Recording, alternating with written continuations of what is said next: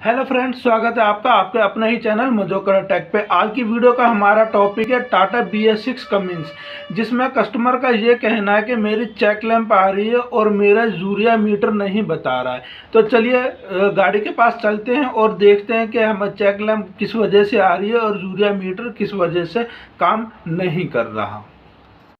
आगे बढ़ने से पहले अगर आपके दिल में इस वीडियो संबंधित कोई भी डाउट हो तो आप स्क्रीन पे ये नंबर देख रहे हैं, इसके ऊपर आप डायरेक्टली हमें कॉल कर सकते हैं और इस वीडियो का कोई भी डाउट हो आप हमसे क्लियर कर सकते हैं। अगर आप हमसे परमानेंट जुड़ना चाहते हैं, हमारी मेंबरशिप प्लान लेना चाहते हैं, उसके बारे में भी पूरी डिटेल में अगर बात करना चाहते हैं तो आप इस नंबर पर भी हमसे संपर्क कर सकते हैं। गाड़ी के साथ लैपटॉप कनेक्ट करने पे हमें कुछ ये फाल कोड देखने को मिले। पहला जो फाल कोड हमें देखने को मिल रहा है वो है 1669, एक्टिव में है 1536 बार में है। दूसरा जो फाल कोड हमें देखने को मिला है वो 0241 है, किलोमीटर सेंसर का है, ये किलोमीटर नहीं चल रहा है। 559 एक बार आया हुआ है और 4948 अगर हमारा एक्सीलेटर वो सॉरी किलोमीटर वाला आया हुआ है तो जाहिर सी बात है हमारा ये भी आएगा ही। और उसके अलावा हमारा 0452 फाल कोड है कॉमन रेल के सेंसर का। तो चलिए सबसे पहले हम इन जो भी फाल कोड है इनके ऊपर हम पहले काम कर लेते हैं, उसके बाद लास्ट में हम इस वाले फाल कोड के ऊपर बात करेंगे कि हमें इसके अंदर क्या क्या काम करने पड़ेंगे और किस प्रकार वो होगा। इनके ऊपर भी अगर हम इसी वीडियो में बात करेंगे तो वीडियो का हमारा जो मेन टॉपिक है वो साइड में हो जाएगा। अगर इनके ऊपर आपको अलग से वीडियो देखनी है तो आप कमेंट सेक्शन में हमें जरूर बताइएगा, हम इन फाल कोडों के ऊपर अलग से एक सेपरेट वीडियो बनाएंगे ताकि आपको इन फाल कोडों के बारे में अच्छी तरह जानकारी मिले। तो पहले हम ये फाल कोड पे काम कर लेते हैं, उसके बाद जब ये लास्ट फाल कोड ये बचेगा फिर हम वीडियो को आगे बढ़ाएंगे। तो बाकी के फाल कोडों पे हम काम कर चुके हैं। अब हमारा सिर्फ एक यही फाल कोड बचा है, ये अब भी हमारा एक्टिव में है। अब हम इस फाल कोड को समझते हैं, तो उसके लिए हम इस पे डबल क्लिक करते हैं और ये जानने की कोशिश करते हैं इसमें हमें बताने की क्या कोशिश की जा रही है। इसमें हमें मोटा मोटी ये बताया जा रहा है कि high signal voltage detect at the catalyst tank level sensor circuit. ये इशू को जो हमारा सिग्नल का जो वायर है वो कहीं शॉर्ट मिल रहा है, जिसकी वजह से ये फाल कोड हमें देखने को मिल रहा है। अगर हम इसको थोड़ा सा नीचे चल के और थोड़ा सा अच्छी तरह समझने की कोशिश करें तो जहाँ पर हम अक्सर ही चेक करते हैं यहाँ भी हमें जो बताया जा रहा है condition of setting the fall code. ये फाल कोड आने के क्या कंडीशनें होती है। The ECM control engine control module यानी ईसीएम डिटेक्ट आफ्टर टीन में diesel exhaust fluid tank level sensor signal voltage has out of range high. इसमें भी हमें यही बताने की कोशिश की जा रही है कि हमारा जो टैंक का लेवल सेंसर है उसका जो सिग्नल वोल्टेज है वो हाई जा रहा है, जिसकी वजह से ये फाल कोड हमें देखने को मिल रहा है। अगर हम थोड़ा सा नीचे चलेंगे टॉप टैग में अगर हम देखेंगे तो यहाँ पर हमें क्या क्या काम करने के लिए बताया जा रहा है। तो इसमें हमें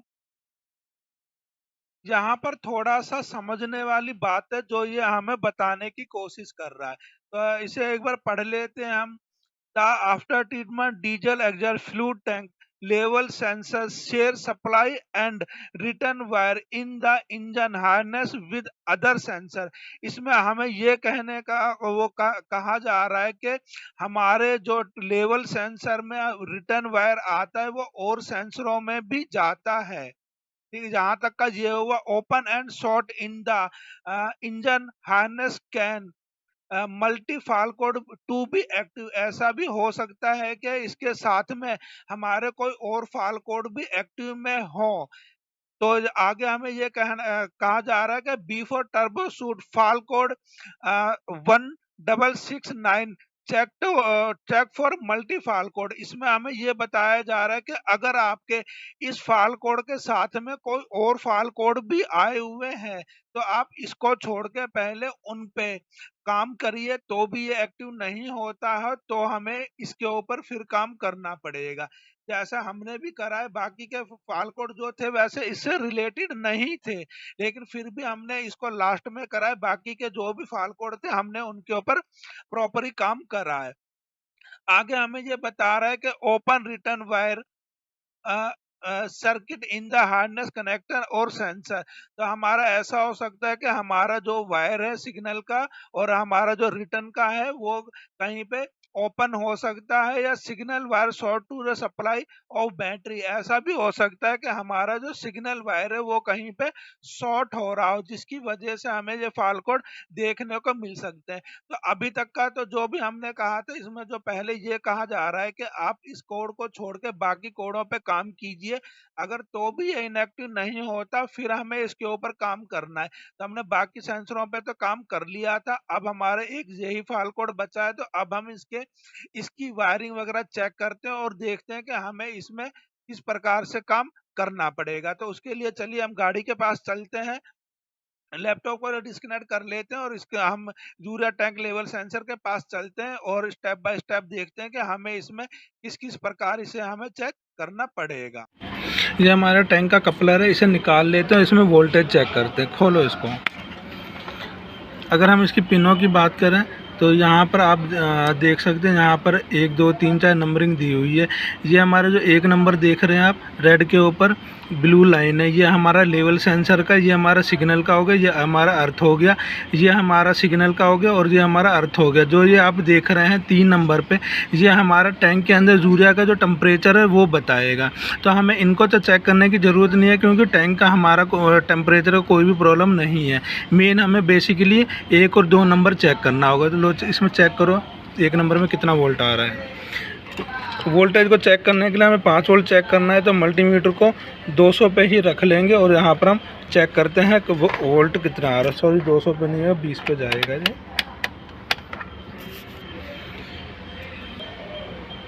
अगर आप देखेंगे तो यहीं पे हमने 1 और 2 नंबर में दोनों पिनें लगाई हैं और हमारा यहाँ पर 5 वोल्ट के आसपास आ रहा है। एक बार हम टेम्परेचर वाले में भी आपको चेक करवा के दिखा देते हैं। दोनों पिनें इधर लगाई हैं।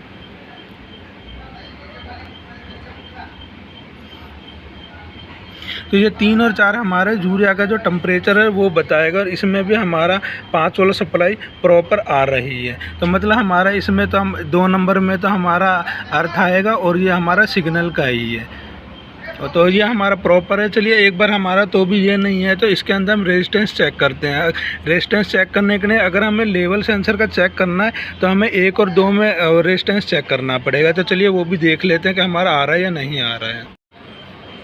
रेजिस्टेंस चेक करने के लिए हम इसे 200 ओम पे रखेंगे। आप देख लीजिए 200 ओम पे है हमारा।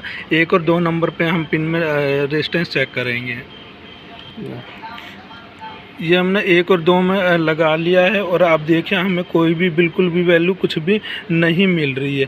चलिए हमें ये तो लग रहा है कि हमारा जो लेवल सेंसर है, एक बार हम दूसरा लेवल सेंसर लेके आते हैं और उसमें आपको रेजिस्टेंस की एक्चुअली वैल्यू चेक करके बताते हैं कि कितनी होनी चाहिए। हम दूसरा लेवल सेंसर लेके आए हैं। हम बाहर ही यहाँ पर एक बार इसमें, ये भी सेकेंड हैंड है लेकिन ये सही है, तो हम इसमें 1 और 2 में वैल्यू चेक करते हैं इनके लिए।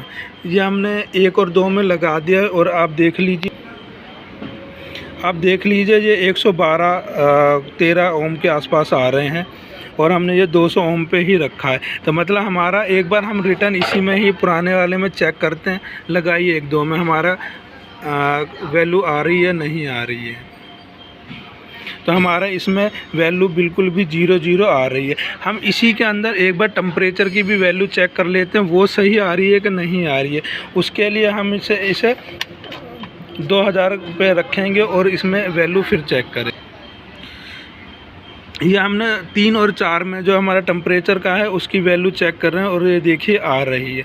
एक बार वापसी 1 और 2 में लगाइए।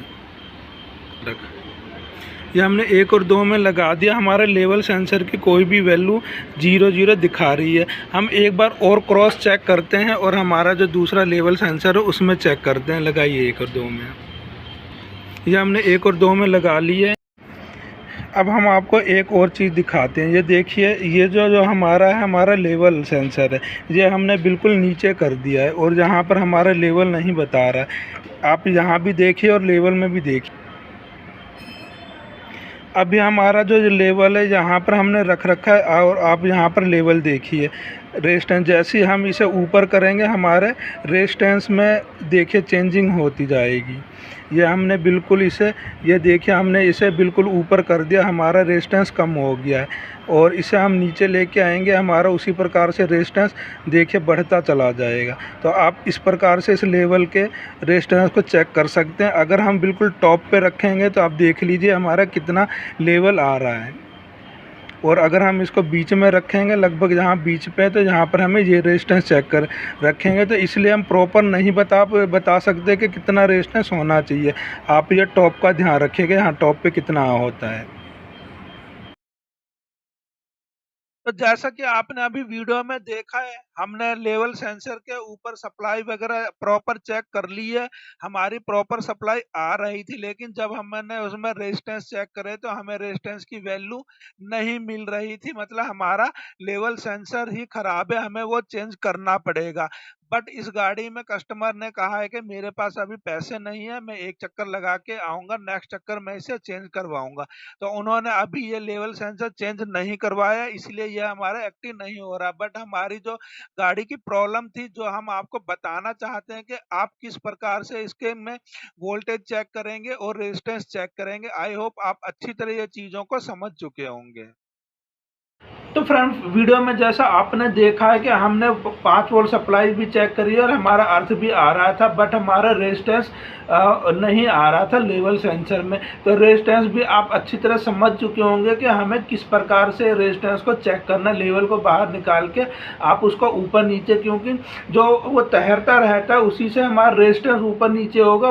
यही चीज़ें इशू कनेक्ट करता है कि हमारा लेवल कितना है। जैसे जैसे रेजिस्टेंस बढ़ता जाएगा वो सॉफ्टवेयर के थ्रू ही उस चीज़ को नोट करता है कि मेरा लेवल कितना होना चाहिए। तो जैसे जैसे हमारा लेवल बढ़ता चला जाएगा, हमारा रेजिस्टेंस कम होता जाएगा, और जैसे हमारा लेवल नीचे आएगा रेजिस्टेंस कम होता जाएगा।